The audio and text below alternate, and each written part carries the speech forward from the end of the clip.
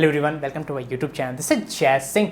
आज की वीडियो हम बात करेंगे हमारी शेड्यूलिंग के थंब रूल नंबर 3 के बारे में। अगर आपने हमारा शेड्यूलिंग का थंब रूल नंबर 1 एंड 2 का वीडियो नहीं देखा है तो मेक श्योर आप पहले वह वीडियो देख लीजिए, तभी आपको यह वीडियो और आगे आने वाले वीडियोस अच्छी तरह से समझ में आएंगे। Coming straight to the topic, scheduling का थंब रूल नंबर 3 कहता है कि always begin with multi joint exercises and then move towards single joint exercises. अगर हम इस थंब रूल को आसान सी भाषा में समझे तो यह कहता है कि हमको जिम के अंदर जाकर उन एक्सरसाइजेस को पहले परफॉर्म करना चाहिए जिसके अंदर ज़्यादा जॉइंट्स इन्वॉल्व होते हैं, और फिर उन एक्सरसाइजेस की तरफ बढ़ना चाहिए जिनमें कम जॉइंट इन्वॉल्व होते हैं। और जैसे कि हम जानते हैं हमारे बॉडी के अंदर बहुत सारे अलग अलग तरीके के जॉइंट्स होते हैं, जैसे कि हमारा ये शोल्डर जॉइंट हो गया, एल्बो जॉइंट हो गया, रिस्ट जॉइंट हो गया, हमारा हिप जॉइंट हो गया, नी जॉइंट हो गया, एंकल जॉइंट हो गया। तो ये सारे जॉइंट हमारे बॉडी के अंदर प्रेजेंट होते हैं, और जब भी हम कोई भी एक्सरसाइज परफॉर्म करते हैं तो उसके अंदर ये सारे जॉइंट्स में से कोई ना कोई जॉइंट तो इन्वॉल्व होता है। किसी एक्सरसाइज में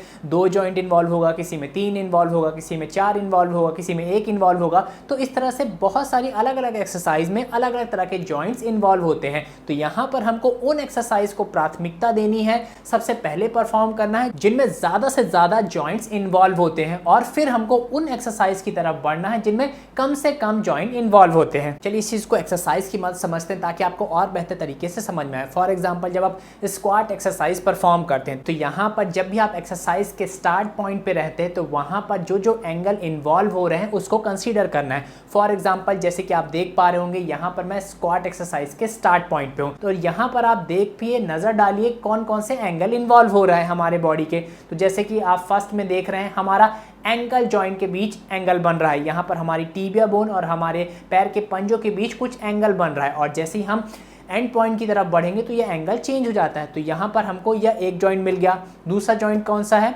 हमारे नी जॉइंट पे आप नज़र डालिए, यहाँ पर हमारी फीमर बोन और हमारी टीबिया बोन के बीच एक एंगल बन रहा है, और जैसे ही हम स्टार्ट पॉइंट से एंड पॉइंट की तरफ बढ़ेंगे तो यह एंगल चेंज हो जाएगा। तो यह हमारा हो गया दूसरा जॉइंट।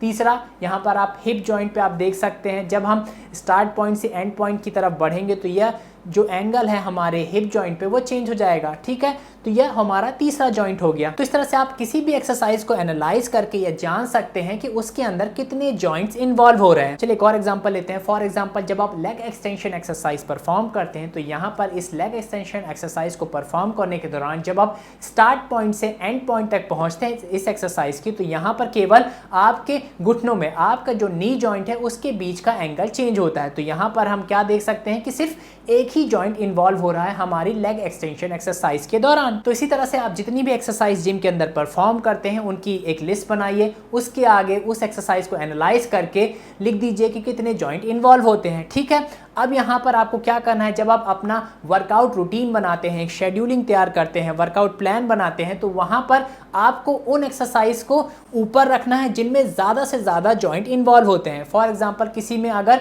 4 जॉइंट इन्वॉल्व हो रहे हैं तो उसको सबसे पहले परफॉर्म करिए, फिर उन एक्सरसाइज को परफॉर्म करिए जिनमें 3 जॉइंट इन्वॉल्व हो रहे हैं, फिर उन एक्सरसाइज को परफॉर्म करिए जिनमें 2 जॉइंट इन्वॉल्व हो रहे हैं, और सबसे लास्ट में उन एक्सरसाइज को परफॉर्म करिए जिसमें केवल एक ही जॉइंट आपकी बॉडी का इन्वॉल्व हो रहा है। तो इस तरह से हमको मल्टी जॉइंट एक्सरसाइजेस से अपना वर्कआउट स्टार्ट करना चाहिए और फिर सिंगल जॉइंट एक्सरसाइजेस की तरफ बढ़ना चाहिए। अब यहाँ पर उन लोग के माइंड में कंफ्यूजन क्रिएट हो सकता है जो ये सिंगल बॉडी स्प्लिट नहीं परफॉर्म करते, जो लोग अलग तरह का वर्कआउट परफॉर्म करते हैं, जैसे कि पुश पुल हो गया, आपका क्लासिक ट्रिपल स्प्लिट हो गया, आपका एंटीरियर पोस्टीरियर स्प्लिट हो गया, आपका upper body lower body superior inferior split हो गया। तो जो अलग तरह का वर्कआउट स्प्लिट करते हैं तो उनको यहाँ माइंड में यहाँ पर एक कंफ्यूजन आ सकता है कि हम किस तरह से एक्सरसाइजेस को प्लेस करें। तो यहाँ पर आपको जो चीज़ हमेशा ध्यान रखनी है वह यह है कि आपको यहाँ पर जॉइंट के स्ट्रेंथ के हिसाब से भी क्लासीफाई करना होता है। फॉर एग्जांपल, जो हमारे बॉडी में सबसे स्ट्रॉन्गेस्ट जॉइंट है वो कौन सा है?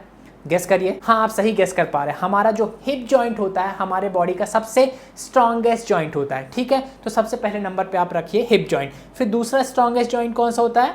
हमारा नी जॉइंट। फिर उसके बाद एंकल जॉइंट, फिर उसके बाद हमारा शोल्डर जॉइंट, फिर उसके बाद हमारा एल्बो जॉइंट, फिर उसके बाद आता है हमारा रिस्ट जॉइंट। तो यहाँ पर आपको इस तरह से एक्सरसाइज को क्लासीफाई करना है कि जो सबसे स्ट्रॉन्गेस्ट जॉइंट की एक्सरसाइजेस हैं उनको आप सबसे पहले परफॉर्म करिए, और फिर आप उन एक्सरसाइजेस की तरफ बढ़िए जो सबसे कम जॉइंट को इन्वॉल्व करती हैं। तो यहाँ पर आपको एक्सरसाइजेस को इस तरह से ऑर्डर में रखना है कि आपको यहाँ पर जिस एक्सरसाइज में सबसे ज़्यादा जॉइंट इन्वॉल्व हो रहे हैं और सबसे स्ट्रॉन्गेस्ट जॉइंट इन्वॉल्व हो रहा है तो उसको सबसे पहले परफॉर्म करना है, और फिर इसी तरीके से हर एक्सरसाइज को प्लेस करते हुए सबसे लास्ट में उस एक्सरसाइज को परफॉर्म करना है जिसपे सबसे कम जॉइंट इन्वॉल्व हो रहे हैं और सबसे कमजोर जॉइंट इन्वॉल्व हो रहा है। अब यहाँ पर एक और कंफ्यूजन जो अक्सर लोग के माइंड में आता है वो यह है कि अगर कोई दो एक्सरसाइज है, फॉर एग्जांपल एक्सरसाइज ए और एक्सरसाइज बी, अगर इन दोनों एक्सरसाइज के नंबर ऑफ जॉइंट सेम है और सेम तरह के जॉइंट इन्वॉल्व हो रहे हैं, सेम स्ट्रेंथ के जॉइंट इन्वॉल्व हो रहे हैं, तो इनमें से किस एक्सरसाइज को हम पहले परफॉर्म करें